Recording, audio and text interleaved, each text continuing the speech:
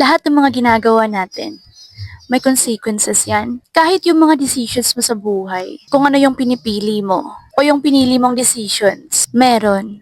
At merong consequences yan. Either good or bad. Kung nag-study ka ngayon, for your exam tomorrow, posible talaga na malaki yung score mo. Pero kung puro scroll ka lang, puro K-drama ka lang, Netflix na wala sa lugar, bebe time na lang talaga palagi, di talaga nag-aaral.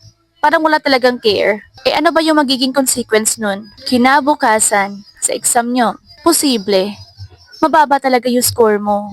Or worst, ma-zero ka talaga if you're a student.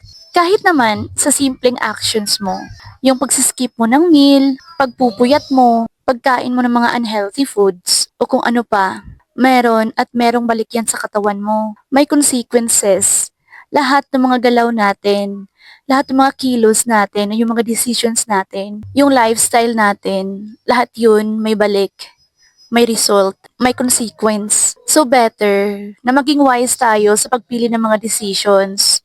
Piliin natin palagi yung mga bagay or yung mga actions, tapos tingin natin maganda or healthy para sa atin. Para maganda din yung balik sa atin o yung magiging consequence nito sa atin.